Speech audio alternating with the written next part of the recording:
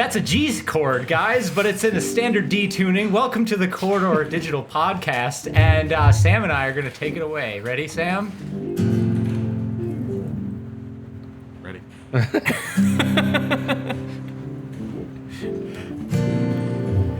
Standard chords, but they're a little bit lower than you've heard. That's because it makes the song a little darker. Guys, wow, welcome back. I mean, that is not my best intro, but it's also not my worst, so I will take it. Listen, people have been asking about the banjo lately, and I gotta say, it's right over there, and that thing is very intimidating. I've been trying to learn more, but in between, making videos, there's a slice of time. Plus, I got that Civil War novel that I got to get through, so, Yeah. There's only so much time in the day a man can spend learning banjo. I hear it's easier when you drink a bunch of PBR first. Yeah, well, that's what the Coors Light is for, so. He's working his way up. Mm-hmm. Yeah, I mean, I don't know. There's not a lot of time to learn it, and honestly, these days, not a lot of places to play it. Yeah, that's true. You could play it. Actually, I saw some guys playing it on the streets of Seattle, and they were pretty good. I bought one of their records. Oh, nice. Little street They were record called- action. A record player. One of their CDs. They were called the. Oh man, I wish I could remember. The 100-year-old men. No, I have to look it up. They were called the 100-Year-Old Men. No, they were called the. They played this really funny song. Banjo Boys and the Bingo Bongos. Yeah, it was basically that. I can't But they're remember their great. name. They're they were great. inspiring. I That's see. the I point. want to give out the name of their band because they had a really great song. But I'll do it later. I'll do it when you guys are talking about something else. I'll look it up. Was this just in like the streets of Texas somewhere, or? No, this was on the streets of Seattle. Fisher. What is that place called? The The Fisherman Wharf or whatever. Yeah. Yeah, the Crab Village. Crab Village. No, they The have one that that's main, like right there on the bay and stuff. Yeah, and the tourist Pike- attraction. Pike Pier. Market, Pike Market or something Pike's like that. Place. Yeah. Yeah. That's what it was called. So, Yeah. anyways, who do we got today? We got Sam as always, right? Yeah. Sam. Okay. I'm the old standby. And No, then you're we the got. old- I guess we both are. And then we got Christian. Yep. I'm here. Also And we switching got cameras. Nat and making it as happen. well. Yep, most unfortunately. No, we got everybody in the house today. We're mixing it up. Yeah. Nat, you're in the new studio. I am. Welcome. How do you feel about it? I get a corner. That's all I asked for. I just wanted a corner, so. Can you move that camera at all? Can the people Yeah. Show the people what they want to see. see? Yeah, sure, At all? Windows. Here's a window. Black rectangles. Yep. Man, here. we need some art in there. Look. Oh, well, I have some art. That's over why here. she wanted that corner, you know. Yeah, we Did do you need to make- decorate it. Did you make that art?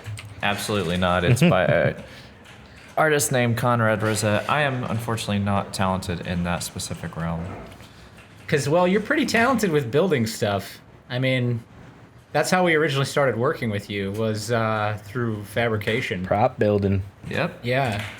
I feel like that's something we should get back to. You know? To do prop making. Yeah, think about it. Like the Node channel, right? So if you guys don't know, Nat's been brought in to run things on Node. And we've been working with her for, how long has it been now? Almost half a year at this point. Yeah. Wow. So, everything we're doing on that channel, I feel like there's an element where we could bring in some more experimentation with stuff like building insane props and stuff. That would be really fun for people. Yeah, and I think in some ways, like, I've tried to do that, like the one-button controllers and Pinewood Yeah. Derby and stuff like that, but Yeah.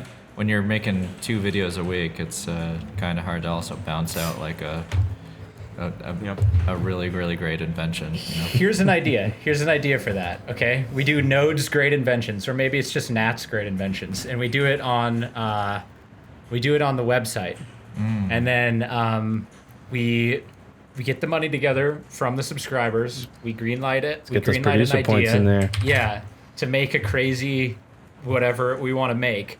And then we drop the episode on the website, and then after it's been on the website for like maybe a month or longer, then we drop it on YouTube, or we tease it on YouTube. So, I mean, we've kind of sort of done that. I've built a few things on the website at this point, and we made a little video about it. So if you want to see me building a fight stick, That's true. I did do that. Yeah, but that was like the seedling of the idea. Now I'm talking about, Yeah. how tall can we build this tower? Oh, dang. Well, I have a bunch of things that I want to build. If you want to pay for them, Jake, I'm absolutely Actually, down. it's the people. We need those producer points. Back It's it not up. me. It's all not up to me. the people. Okay, Yeah, well, Okay, Corridor fans. I would like to build a 1-to-1 replica of the Bride Sword from Kill Bill with every single individual detail, all imported from Japan, all the correct parts. So contribute all your points to this idea that we're definitely going to put on the Greenlight page immediately, and I will build that sword, and I'll film the whole She thing will with wield it. I really like that idea. I mean, it seems totally over the top and unnecessary, but at the same time, maybe we could give it to somebody really, really cool. Well, and it's a good exploration into like movie prop film, prop making and film. It's like it's That- really that too. really cool. It'd be really Yeah. cool to see it come together. Sam, do you have any swords that you've really wanted to build? I mean, I know you're a man. You're a blade man. Yeah, I am, but not. I don't know. Not in the swords like I used to be. I'm more into the exotics. I mean, you got me into swords, and you got me swords- into blades. Swords are cool. I mean, but you start going for the blunt weapons and axes and stuff like that. It's kind of become my jam these days. The ones that really, make an impact. Not just Yeah. the simple slice, but the ones that get really messy. We'll Yeah, get, the stuff, we'll make the stuff that you hold when you're filming, you're taking your like metal album like photo cover, like those ones, like long. We'll make barbed Sam clubs. a Norse Mjolnir just to like wield around and bust desks I mean, whenever he's. That would Yes. be pretty sweet. That'd be you keep that in your car, or when you get Yeah. road rage, you just Like a one s- little pop goes right into the engine. Maybe one, like a 4-pound hammer, like one that's like not too heavy, Well, maybe like a remember 6-pound. When we were in Texas, we bought like what couple $1,000 worth of medieval weapons that are just sitting in Jake's garage or something. Yeah, they're And- still there. Like we're going through them all, and they're all really cool. But there's this one that's just like stupid because it's like a steel pipe with like a welded Just like this 5 or 10 pound ball Just on the boom. end.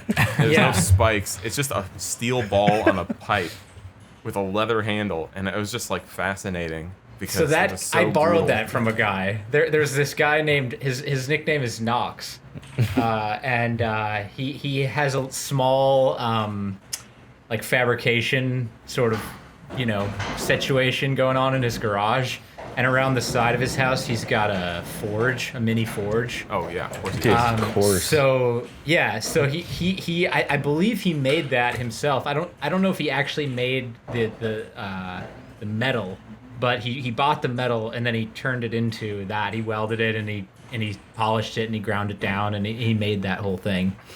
Because he makes some of his other swords and stuff too. Well, don't tell him what I did with it then. See, the thing is, when I first met him, so Sam, I'll tell what you did with it first, and then I'll tell why that doesn't Yeah, matter. I need to know this. Like, you can't just say that and then like leave me out of the loop. Sam was really excited to have it in hand. I mean, I just got it and I started like grunting like a caveman, and we were outside, and so I started like grunting, and I just like walked off into Swinging the at woods trees. with this thing, and I just started like beating trees with this thing as hard as I could, like Yeah. trying to dent them. Didn't do much to the trees. It's like a blunt weapon.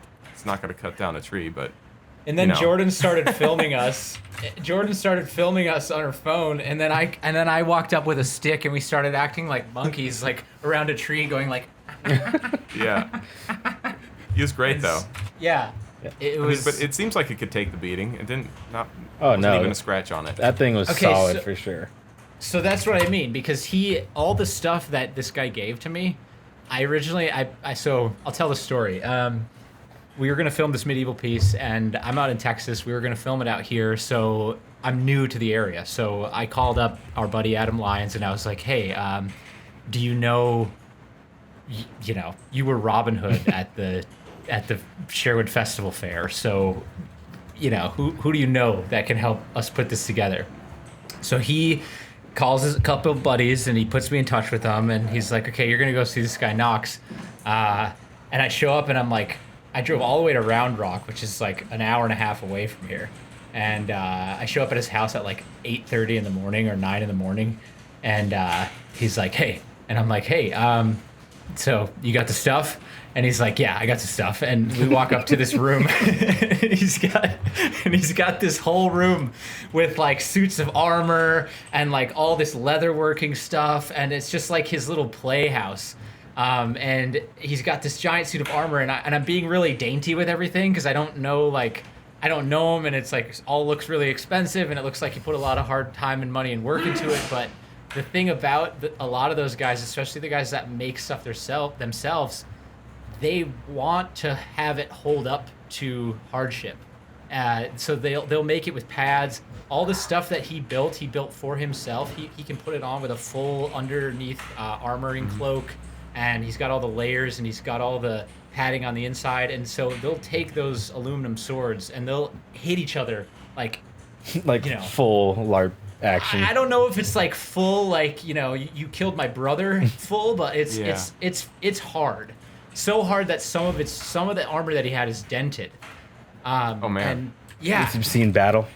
Yeah, I legit am kind of jealous of like the people who get into like jousting as a hobby, because like they're just like out there in full armor. They have like that plate there, but if you miss, like that's like real armor, and you have to like, have it bounce off. It's really cool.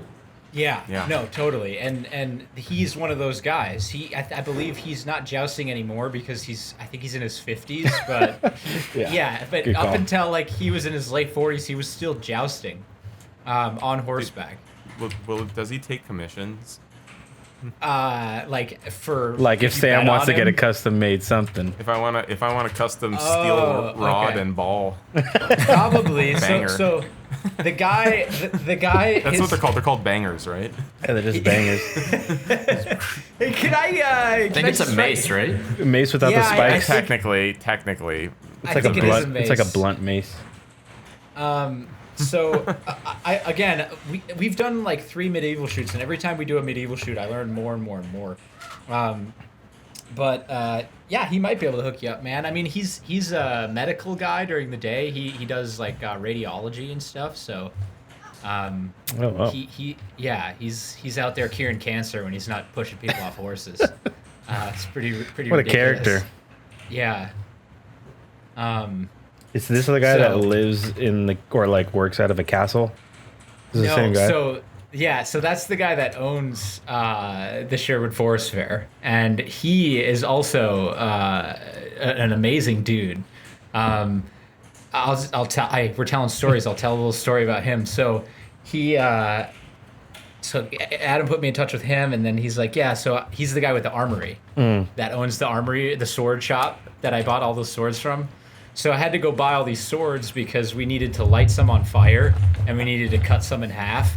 And again, I went to this guy's sword shop, and he's got like real ones, which they call sharps, and he's got aluminum ones, which they just, I don't know what they call those, fighting or stage swords. So I'm going through this inventory, and I'm like, I wonder if I should tell this guy that I'm gonna like cut one of these in half. And I was like, I mean, so so I kind of asked, like, so how durable are these things? Like, we want to light one of them on fire. Do you think like that would be, how do you think it would take it? And he's like, oh, hey, they're your swords, man, once you buy them. I was like, true that. So then I got into the whole like detail of exactly like, okay, we want to cut this one here. We want to light this one on fire. It's going to have to be handheld. It's going to have to be tall and flaming. And he was awesome. And then the other day, when I went to return the stuff, I went to his house in like near Round Rock also, and he lives in this like giant stone house on a river, And I walk in and like he's got like this giant atrium that has this oak like paneling on the top and like what do you call it, crown molding, and then there were these double doors that opened up to the river, and it like leads down this gentle hill, and then this couple comes walking up with a raven, and this guy's like holding a raven. Like No, the legit. bird, like just Yeah, full a bird, on. a giant, yeah. And there's like this kid with a dog, and there's like, I didn't know he was gay. His husband's right there, and he's like, "Hey, this is my husband," because he had kids, so I just assumed. I'm like, "Cool." And then this person comes walking up with a raven, and this dog comes up to me, and I'm like I'm immediately immersed in like a medieval castle wonderland. There's like a Wow. good crossover between people who are way too into medieval things and like goth people who happen to own ravens. So I'm pretty sure that's just like the intersection. Oh yeah, and then gay people are like kind of like within that circle too. It was the intersection of, and I was like, man, you guys are just living the dream down here, like you. And then the raven. Okay, so then they had the raven, and then the dog, and The raven cast the spell. The raven started talking to you. So the raven can talk. Wait, Oh my God. for Yeah, the raven can like mimic words. like a parrot. And then the raven got scared because the dog like kind of like charged it or whatever. And the raven was on a leash. It was on one of those like expandable dog leashes. And then the raven, the dog leash snapped, and the raven like flew up into a tree, and then it flew off. And they were like, "Oh crap, the raven's gone again." And apparently it's happened before. And so then we had, I delivered the stuff, and I was there for a little while, and then like the girl that owns the raven was like, "Hey, so I think I'm gonna call animal control because like maybe somebody picked him up or something, or maybe somebody saw a talking raven. Seems like a pretty rare thing." So then they call animal control, and they're like, "Hey, I gotta just ask, you didn't happen to come across a talking raven, did you?" And they're like, "Oh yeah, he's here with us. We found him." Oh. Whoa. Yeah, yeah. What a It was like situation. Yeah, and then they went and picked up the raven. It was so. Who turns in a talking raven to animal control? That's insane. I think somebody called, and then they were like, "Hey, this Like, dude, raven's this is- obviously got an owner." There's this It's- bird talking in my yard. Yeah, this bird's talking. Like typically, I wouldn't call about a regular raven, but this Hello, one's there's talking. an ominous bird in my backyard screaming things at me. I'm really, really afraid. Yeah, it was. Oh my god. That's the Yeah. moment at which like the animal control guys like go out to the mission, and then they're like the ones who get killed first in the horror movie. Right. Yeah, totally. By the talking raven. So that was an experience, and I just and then they've been super cool. Like the guy that owns the fair has just been amazing. He's like, "Yeah, if ever you guys want to come out here and film, if you ever you want to borrow anything, if you need a standing army of Wow. of people, we'll get it together." So Let's get it together. hats Let's off. get Yeah, it together. We should, Yeah, that honestly. sounds awesome. We really should. Yeah, they've just been super cool, and I definitely want to do something big with them because why not? Sounds like Yeah. an awesome resource to have. Yeah. Good All right, connection. well, I know what I'm doing next summer. I'm writing a freaking medieval short, and we're going to Texas. No, we're going to the freaking Texas Renaissance Fair. That's what we're doing. Oh, nice. Yo, so he started an ale company that they sell at the fair, and apparently the ale company is blowing up right now, and so basically we have free mead if Oh, damn it. if we want to go. Gosh damn it. Yeah. What's the name Don't of his threaten me with the place? good time. It is called. Let me look real quick. I've never been to a Ren Fair. I I don't would want to totally get it be wrong. down to check it out. Oh dang, it's a visual experience, Christian. I know. I mean, I've The one heard down here is actually pretty good. I've heard tons of stories from Carmichael and Sam and stuff. That sounds it's like my great. childhood dream, so I would totally be down. It's super fun, and you will regret it if you don't dress up. Oh Okay, no, I it's- gotta go full here. on. You gotta do something. It's called Thorin's Mead. Thorin's Mead. This is the Yeah. guy that also has the castle and all this stuff. He started a mead company. Yes. You're telling me we could get mead probably shipped to the studio on like a monthly basis and we're not taking advantage of this whatsoever. Listen, I didn't even think of that, but now that you've brought it up, I feel like I'm obligated. If you want some promotion of the mead, man, let's work it in. Let's figure it out. Yep, that's the reason. Yeah, exactly. Oh, dude, that sounds awesome. Yeah.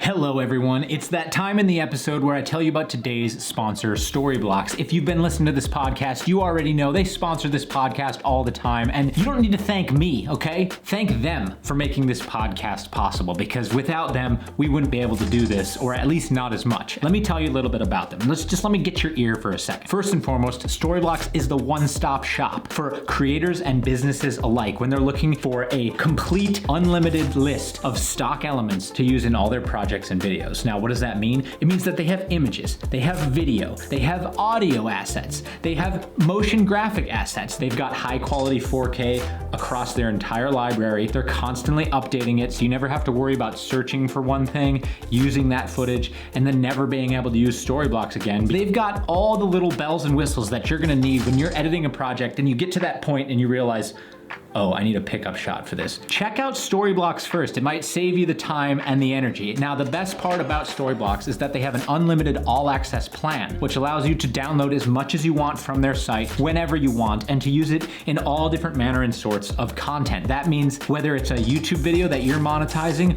or even if you're making something for another client and it's gonna be in a commercial or something like that, you can use Storyblocks for that purpose. That's the best part. That's why we love them at Corridor Digital. Not only does it save our business hours, but it also just makes the whole process of finding the right site for B-roll and other stock assets a heck of a lot more enjoyable. Head on over to storyblocks.com/corridorcast to check it out. The rest will take care of itself. Your video will finish itself. Just head on over there, drop in some footage, and boom, out comes a video. Storyblocks.com/corridorcast. Once again, huge thanks to them for sponsoring. Can't say enough good things about them.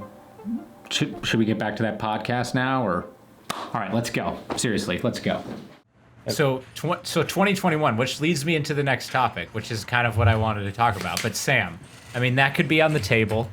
We could do a medieval piece. And go to the Ren Fair. And go to the Ren Fair. And then, there's got to be a way to work in, like, some tournament games for Node. Like we show up and we do some... Ooh. Yeah. Dang, I want to have you guys joust. I want to have you guys learn to joust in like some capacity. No, we have to do all like the fun like peasant games. Like yes, the the turtle peasant racing. games, but jousting, Turtle racing, Sam. yeah. Sam, am I really doing my job if I don't put you and Nico on horses with giant jousting poles in armor? Like Yes. I'm pretty sure this is like within the description of like everything that I need to do. Yeah, if like we have full access to severing the our Ren Fair. spines and getting concussions. Yeah, is, totally. like, Yes. kinda Falling right off up a my horse alley. at full Yes, speed. finally. Right on the- Now you understand. We'll use like flexible poles, Okay. and then we'll put padding on them, so it'll be more like American Ninja Warrior. Let's just dress up some scooters like horses. And you guys just, One wheel jousting. we did did that. that. We did do yeah. that. Oh. You have to be on the horses, okay? And then we'll paint the lances to look real, And then it'll look all legit, but your chances of severely injuring yourself will be a little bit lower. Like the filmmaking approach, safe but looks good, the whole nine. Yeah. Okay, yeah, sounds good. Okay. And then we'll have a jousting tournament. So we got jousting. We've got, obviously there's axe throwing. I mean, that one's kind of cliche, but... Archery. Archery. Classic. Yeah. Spear throwing. Javelin We were throw. gonna have a node archery competition eventually, so that's exciting. Yeah. We should do spear throwing, for sure. That's something Oh, we've never sure. done. Spear throwing's pretty fun. And not just how far you can throw it, but... Like accuracy. Like, you Yeah. hit a target. Yeah, like hit It's a target. archery. Like closest Yeah. to the Yeah. closest to the bullseye with the javelin Totally. instead. No, you got to do it that way. Axe throwing. Yep. Those are good. Yeah. And then just straight up duels. And then just straight up one-on-ones, dude. What about, like, is log rolling? Can we do log rolling and, like, armor? It's Is kind that- or is that of too that's kind of a much? mashup. I feel like. It's not quite Is that, medieval. I feel like that's more of like a southern kind of deal. Well, Like, see, technically it's Like a an- lumberjack thing. Yeah, it's like an outdoor games kind of deal. I'm pretty sure. Okay, so a buddy of mine that I used to run track with in high school, what used to be the log rolling The champion. log rolling champ. Yeah, of all, still region. like, still chainsaws like sponsors the national lumberjack competition or whatever. Yeah. And so he was the champion of the whole Of that thing. competition. Oh, wow. Yeah, but log rolling could be. I mean, It sounds fun. it sounds Yeah. medieval. Totally. Yeah. I know a guy who's one of my my neighbors from Stillwater moved to Montana and then to Alaska, where he got into timber sports Are professionally. we talking about the same guy? I know you guys are both talking No, about probably the guy not. from Minnesota. I'm talking about- What was his name? I'm talking about Hank Johnson. Oh, okay. No, I'm talking about a guy named Aaron. He's he moved to Alaska and then somehow got big into timber sports, which is what it's called. Yeah, And timber sports. you- Diane, Yeah. sounds and like my basically- friend Bob Thompson. It's you it's don't know crazy. Bob Thompson? Dude, Yeah. Hank Johnson is such a Minnesota name. Well, no, I his love name's, that. his name's Henry. His Oh, name's Henry Henry, Johnson. and everyone Oh. called him Henry growing up. And then he moved away from home, and then found a new That's- identity as Hank. And then he became Hank. It's like I'm Yeah, Hank yeah. now. And Yeah. so then he somehow found himself like doing actual logging in Montana, and then ended up moving to Alaska because his real life logging experience translated into timber sports prowess, and now he professionally log rolls and What? climbs logs. You do the climb Oh, where you like, have yeah, the the little rope, Yeah. and you just cord, Yeah. and you like so you try can to get to like the top of these Mulan, huge- like the Mulan thing, get it to the yeah, top exactly of the pole. that, and then Yeah. chainsaw racing. So Classic. basically, What is Yeah. chainsaw racing? it's you just how fast can you cut stuff? Oh, Take a God. giant, yeah. It's just like you take a there's different giant things. blade, and you cut cookies off of a giant log, and it's how fast you can get cut through the cookie. Yeah, People yeah, that do that with like the back and forth saw too. I'm pretty Yep. sure. yeah. I mean, you can do it like that too, but when the pro leagues use You're all the best just you. equipment, they use competitive grade chainsaws, This is are like AAA. This is AAA sports here. which are hilarious because it's like I don't even know if you'd use a competitive grade chainsaw in like real life situations like, for logging, but I imagine if you're like a really like rich logger, you have a personal golden like turbo powered chainsaw. Yeah. Sorry, we got a Hey Gideon. special Hey guest. buddy. Hi, Gideon. Hi. So here's what we could do, Natalie. We could take some of these concepts, like we take the idea of Sam and Nico enter a timber sports tournament. They try to get as far as they can in a timber sport tournament, and then we put that on the green light, and then we get is whatever we need to spend to make that happen. That's what it costs on green light, and then if you can boom. get them on a timber sports thing, it'd be fun to put them through Tough Mudder. I'm just trying to think of all the ways Tough I man. Mudder, Remember yeah. when we I did could the Tough possibly Mudder? break their neck. Oh my God, Christian and I did Tough Mudder, and We've that done was the Tough Mudder. that was a miserable experience. That was probably one of the Yeah, hardest there's a- physical things I've ever done. So back in, a few years ago, Sarah and Clint and myself went to the zombie Spartan run, race? Oh, the zombie runs. and that was freaking crazy because they got like hundreds of extras basically as zombies as you do like a 5K, and basically you start the race with it's like flag football style where you have 3 flags on your belt.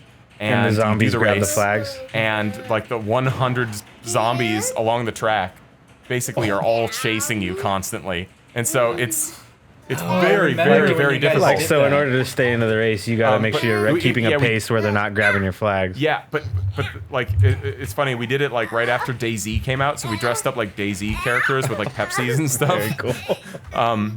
But the difficult part about it is obviously escaping the zombies, but the strategy comes in like you're running with other people. So yeah, you need to run fast, but if you can position yourself in the crowd so that like You're not getting grabbed. people get taken first, that's how you finish it. And so you're always like trying to like be like kind of like in the right position in a crowd, so that way when people get hunted down, like there's people who get weeded out first, basically. Try to be It's in the whole, center. Like, Yeah. it's like like how to it's like the whole like how to escape a bear thing is get a slow friend. Yeah. Yeah, exactly. Yeah. You don't gotta outrun So, the zombie, just yeah. the slowest person. I feel like you're being attacked by a zombie right now, Sam. I am.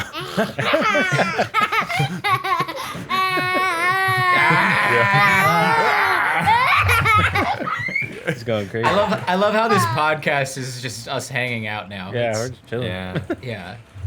Yeah. So wait, when did you guys do Tough Mudder? Studio gosh. 71 actually. It was like a big. What does the zombie say? What does the zombie say? What does the zombie say? That's it. So Christian and I go back Yeah, me and Natalie have probably actually like been 5 years. Me and Yeah. Natalie have actually been working together for the last 5 years or so. It's Studio 71, and Yeah. it was just one of those like corporate team building things. They were like, the company's going on a Tough Mudder. Yeah. And so, you could sign up, and we all, signed up and ran for Studio 71, and yeah, that was. And it I was made it tough. up the first mountain, and then I passed out of dehydration because I was on a diuretic at the time, Oh, man. No. which that sounds different than it is. It's a medication that rids you of body water really Oh, really quickly. just- Yeah. Yeah, dehydrated. So I immediately passed out and then got shuttled down the mountain, and then they were like, do you just want to like sit here for a while? I'm like, no, and I just jumped back in the race and found Christian randomly. Oh yeah, you did find me. And Yeah, then 'cause I was taking and a then slower did the rest pace. of it. Oh yeah, I did finish it, but I was definitely not, in the front of the pack Okay, or nothing. so what did you have to do that made it so Oh hard? man, God. first of all, it's like I think a 5K, so it's the distance, but then there's obstacles throughout. So The first obstacle was that you had to climb basically an entire mountain. Yeah, the first- with yeah, like the first- a huge grade. totally, It was yeah, the first ridiculous. checkpoint is just a crazy incline. But like some of the main obstacles I remember is like you climb up this ladder and you're on this platform that's probably 15, maybe 20 feet in the air, and there's this just pool of water at the bottom, and you have, you have to rope swing jump and across rope it. swing and like ring a bell, and then just yeah. fall right into the water, and then there's like this big like wall run where you have to run up a ramp and like get caught at the top, and then the one like only sketchy one that I remember is like you're at the very end. There's You all get these, tased. yeah, you get tased Oh my God. basically. And There's like a bunch of wires hanging there's down. a bunch of wires attached with to open tasers. circuits at the end. There's literally No like way, one of the last really? obstacles is like you're running through like a wet puddle, which is even wilder to me. And there's just these cords hanging with like open circuits at the bottom. So when you're running through, it's just like tapping It you, just and you feel tases this you like over and over. Yeah. boom, like They through did your that whole at body. the end. At the end of the zombie run, they do that too, where there's like it all funnels to like a building, Yeah. and it's pitch black inside, It's just and zoom- there's a sign that just says crawl, and you're like, all right, so you get down real low, you can't see anything, and there's wires dangling all. So if you go up a little too high, one of these things touches you, and it's just like, Yeah, it's like jolts you. It is it's brutal. Like brutal. It's It, like it sucked. I mean, obviously was it's a not bad. voltage that can't. I mean, I guess permanently hurt you, but like you feel it. No. It shocks through your body. How problem- long was the release waiver? Was it like 8 pages? Yeah, it was It was something a like few. that. It was a solid like couple. Yeah, it was It's a couple 10 definitely, pages. Yeah. You know. It's pretty bad. That sounds like an experience.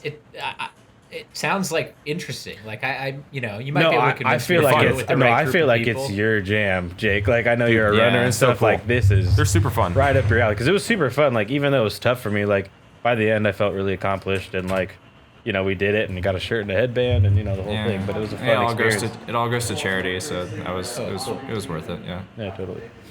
Yeah.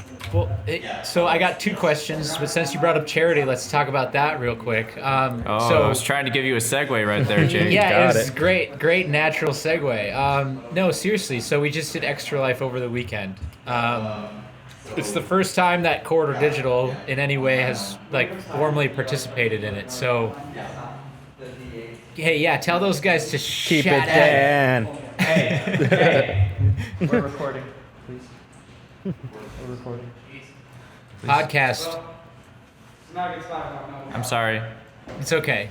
We Okay, gotta, you're we're, good. you're in a Christian. live studio. Yeah, you're in Christian, a, cut that. Yeah, we're in a full. You're good. We're running. No, we don't don't cut cut anything nothing anymore. from this show. Yeah. Okay. I have no regrets then.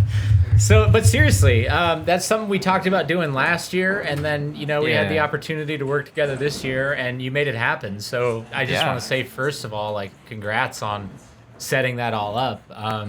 It sounds like it was, like a great success, honestly, from what we were able to do and how everything went. But I mean, what was it like for you personally?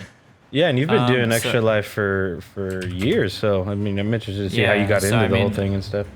Well, I mean, I initially did it about 5 years ago.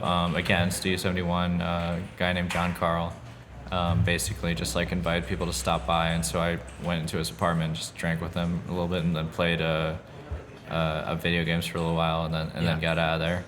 Yeah. And then it like became like an actual thing. Eventually, I did my own, and Nico came to that one, and Dee came to that one, along with Nick and Carmichael. And you guys kind of like pushed it through socials, and that was a year where like we raised like 2,500 even. I'm pretty sure. And then last year, I tried to ramp it up a little bit more. I had like an actual studio and like an ATEM, like cutting between cameras and stuff like that. Yeah. And I had Freddie and Ren and a few other people come on and push through socials. But like last year, Extra Life was DDoS'd on game day. Oh, really? And so like basically they lost like a bunch of like potential donations that would have gone towards, Children's Miracle Network. This year they had better protections on that, and I mean I did it through Node. I'm the only one who stayed the 24. Dean did almost 12 of them. Jordan did a solid amount too, and just had people come in throughout the day. We raised. The final number is $11,189. That's awesome. For Children's Miracle Network.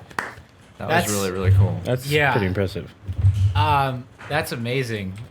So I tuned in a few times, and I tuned in about 15 minutes before it ended, and you guys were at like 9,000. So what happened the So- last 15 minutes there? Oh man, the last 15 minutes we were like, oh man, I guess we're just not gonna reach our goal. And then like somebody out of the blue like donated like $1,000 just Wow. like off the bat, and I was like, okay, never mind. We're gonna reach our goal.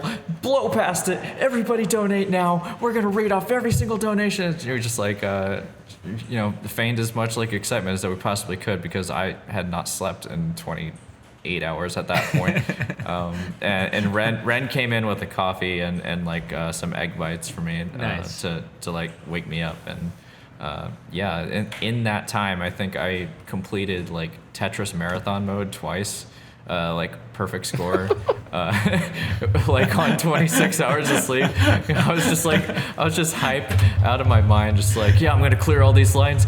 Ren, answer every question. Just go, man. How much Tetris have you played in your life Oh, to gosh, be able to do that? So now this is a thing.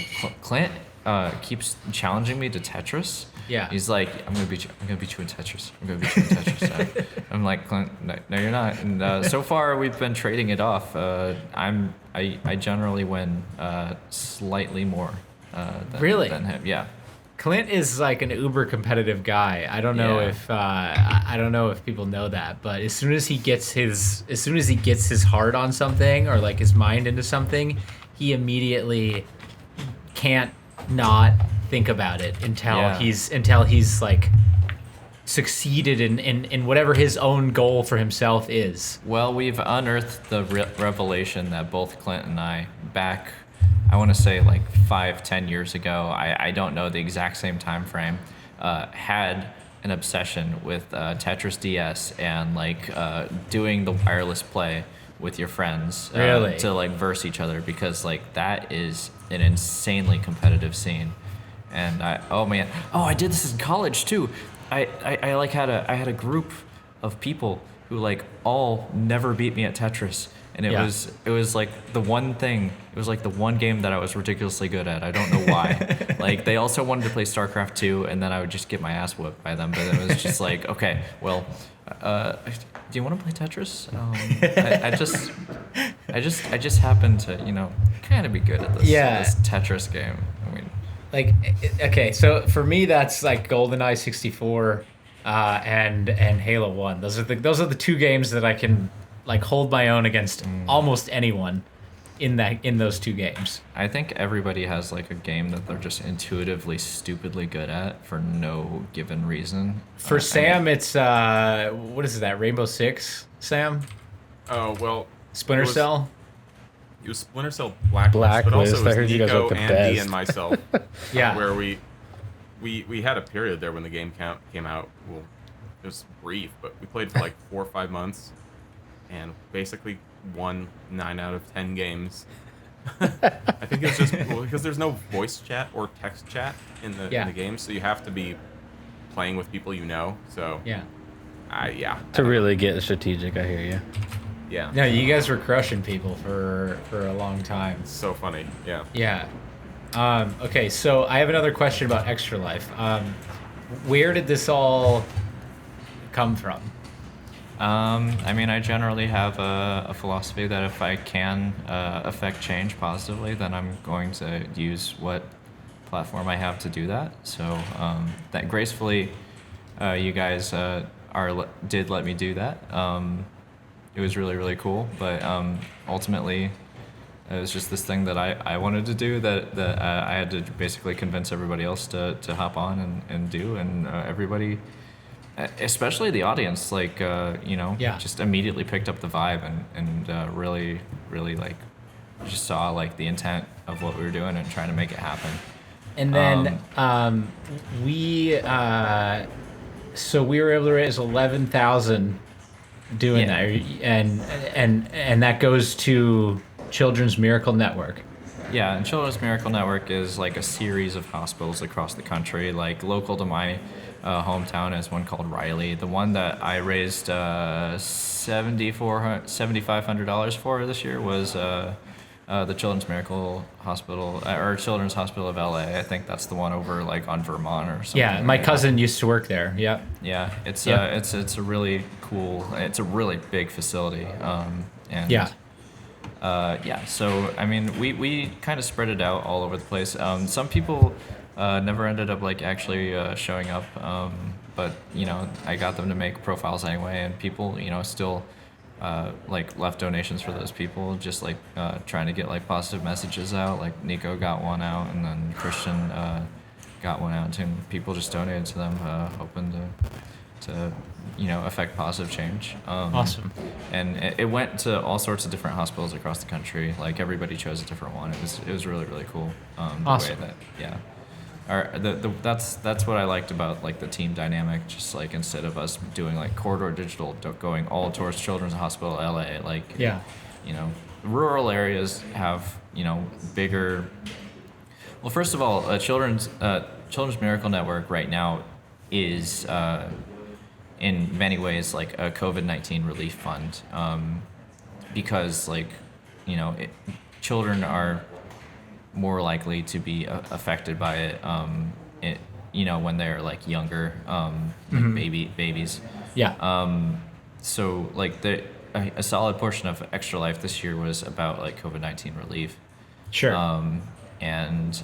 So it's really good to like get like a bunch of that money out to like rural areas where there's like a generally choke points due to misinformation. Number of factors. Well, and then income and population and everything. Yeah, a bunch of factors. That's awesome. I'm really glad, and I feel like right now we finally have a big enough team to actually be able to do it properly. With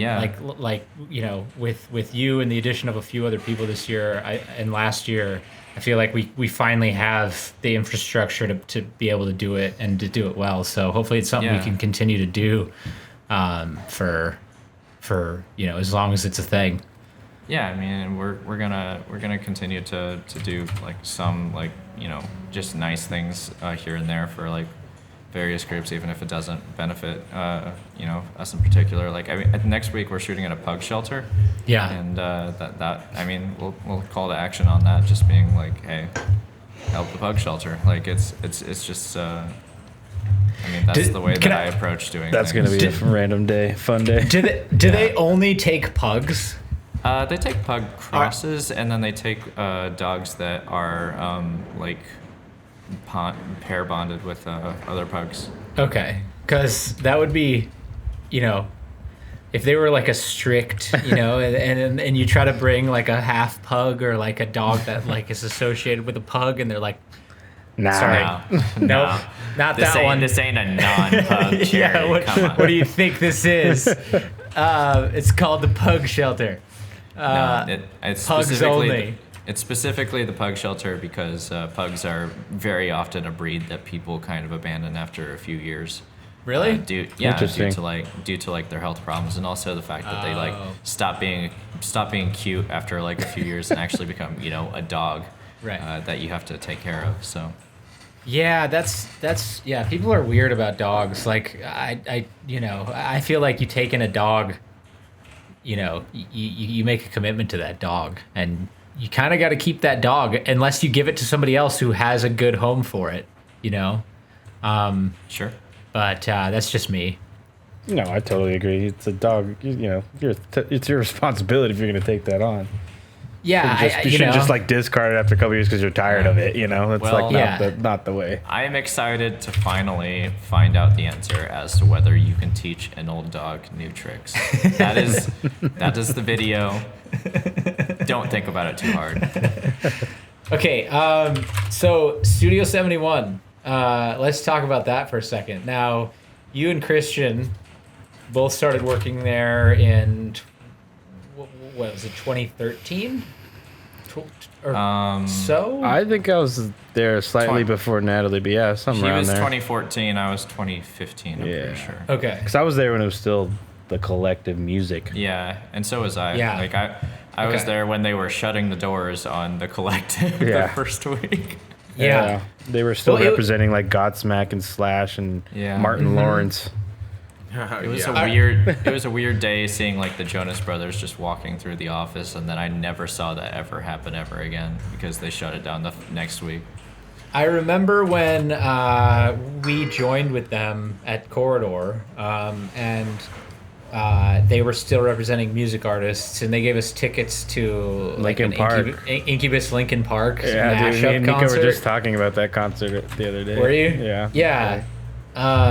That was the first time I ever got to go backstage at like a big show and kind of see how the wheels turned.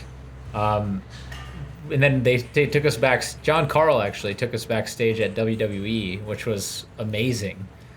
Say what you will about the WWE, but Jake's a honestly, okay. Here's why I'm a fan. Not because I like believe the storylines. No, right? of course, but I think I'm didn't a that fan experience because- kind of make you a fan? Because like you really got to see it.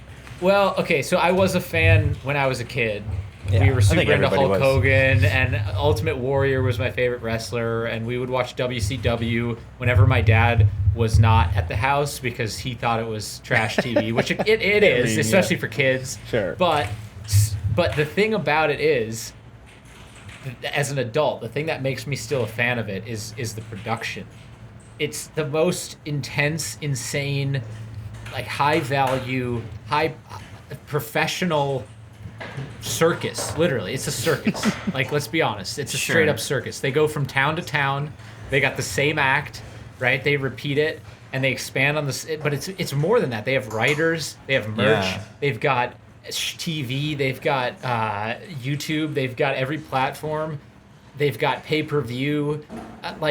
The whole logistical like thing of it. I can't even wrap my head around what building blocks are. You're Vince McMahon and you're 25 years old or whatever. Like what do you do? You know what? I think it's the theatrics that like I mean I'm not like a huge wrestling fan, but I see it kind of like if you know like anything about drag or anything like that, it's just like something that's so ridiculously off the top and like appeals to such a specific like niche. Yeah. That, like it's hard not to like watch that and just be like, oh, this is the best thing ever. It's so ridiculous. It's so ridiculous. Like it, and that's what makes it fun, and that's what makes it funny and stuff, you know. And not to mention, it's like action. There is an element of sportsmanship and danger, I mean, like it's a- inherent within those matches. It's a stunt show. It's a big It stunt is. show. It literally is. It's a huge stunt show because it's all set up, and they're like, okay, you know, we know kind of how this is gonna go, but we don't know how it's but gonna but go. we're running stunts still, so you know. Yeah, You don't know what's happening. live stunts in front of I mean, it's comparable to like Nitro Circus. It's like, yeah, sure, they know the tricks they're gonna do and stuff, but it's like, it's live. So Yeah, if a crash but even- happens, a crash happens, and this But is even how it is. Nitro Circus doesn't have the level of extremities like the when it comes to like the way that they've diversified Oh, totally. and monetized that business. I mean, like honestly, I can't say enough good things about it. Like I know it's ridiculous, and I know that it's totally over the top, but as a business, it's amazing to watch. You have It to really respect is. the craft. You have to. Yeah. So yeah, you guys started there 2013, 2015. Christian, I remember when you were with Big Frame.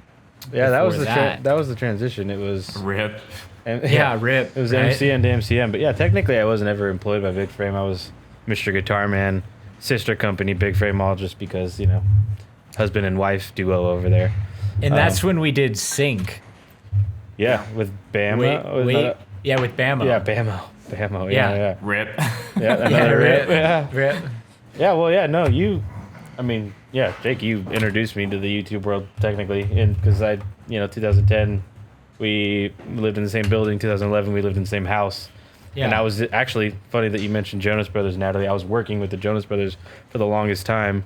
Turned that internship into a job, and then that like just fell off. And Jake was like, "Well, hey, my management company, I can introduce you," which was Big Frame at the time, which introduced Yeah. me to Joe, which introduced me to the whole Wow. world of YouTube. And then it was Joe to then Studio 71, and yeah, that whole.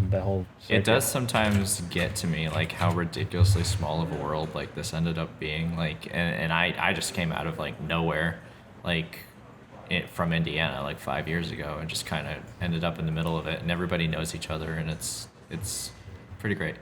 Yeah, I think that's one thing. I don't know if people know, kind of on the outside looking in, but it might seem like, oh, hey, who's this or who's that, or but oftentimes the connections and the relationships that people make lead to other things in the future. And so like Natalie, you're talking going back at least 5 years. I think it's 6 at this point. Yeah, but yeah. And then Christian, that's like a. Well, dude, I've known you guys for a decade now, which is crazy to me. Yeah, because like that's even for before sure. I was working in YouTube, like you would invite me down to Hunter Street just as my roommate, right. and so I met Sam and Nika Just that hang way, out. and just hang out and play with foam swords, and I'm like learning that you guys make videos and stuff. See, it all goes back to the swords. You know what I mean? It really does come full Yeah. circle. So I really think we should make that Japanese sword. I mean, maybe. it's probably going to be ridiculously expensive.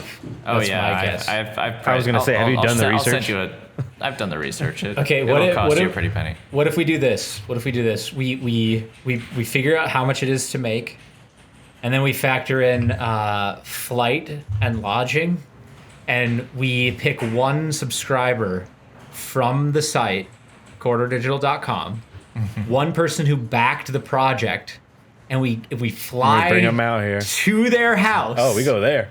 Yeah, we fly to their house. And we do the ceremony from Yes. Kill Bill where I present him the sword. So we follow the process of making it, but we got to factor in the cost of going to gift it to that person because Yes. I can truly say this is the finest sword I've ever constructed.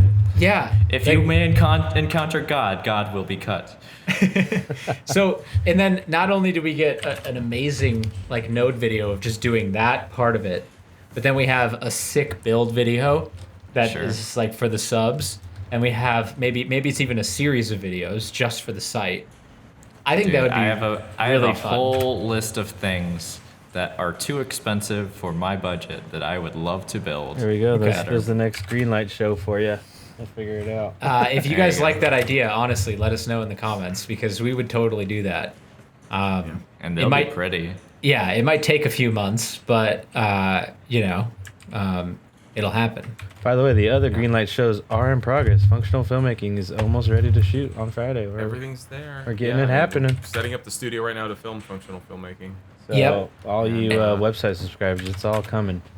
Yep, and then Yep, yeah. Son of a D&D show up Dungeon. next. Son of a Dungeon's gonna be ready to go pretty quickly Yeah, here I now mean, too. I think we're gonna bust that out right away in January because all the tech is ready for it. We just Yep, just gotta need to plan a pull couple everyone few together hour to do it. sessions for some D&D. It's nice to see how the other shows are coming along. They are. We're gonna have to make Locals, your them. ones, People are that's gonna probably be ready to go in like March probably. Mm-hmm. And I mean, all these videos we're doing in the studio right now are kind of working towards that. also The shout out Avatar to 2 one that we're Daniel. working on. Like Blue Cuts is awesome. So to talk about a few other developments on the site, I know we always talk about the subscribers on this podcast, but that's because it's the Troutons. So So- here, before especially you at hop thi- into this, especially at this I hate point. to Yeah. say this. You gotta go. My kids are starting to go Okay. a little wild right now. I think I have to bounce here. Okay, go do daddy duty. I'm just gonna go. Let's take a moment of silence for Sam. Sam's time away. Fatherhood calls.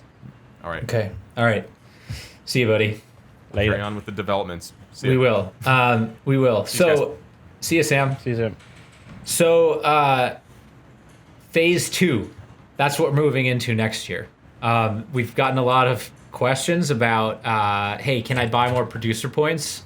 We've gotten all these different. So, first one, that's been one of the big ones. Short answer is yes. We are going to come up with a feature where you can buy more producer points, but it is going to be a cap.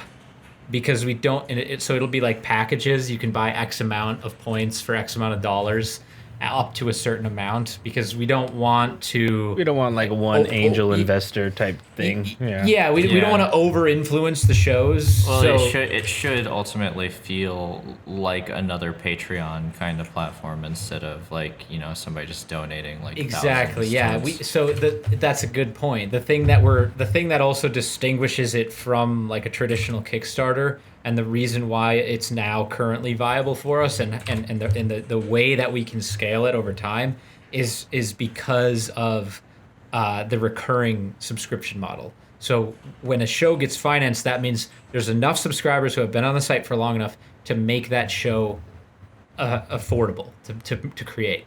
Yeah. Then the other side of that is then those people can stay. When those people stay on the site after that show gets made, you now all of a sudden have the ability to take that extra money and to put it back into the site so that you can then make bigger shows, hire a few more people, and start to scale the thing properly over time. Now that takes time, but that is a key distinction. So we don't want to just like offer, hey, 15,000 points, and then one person Yeah, pays one for it person one just gets it time, and then done. agree.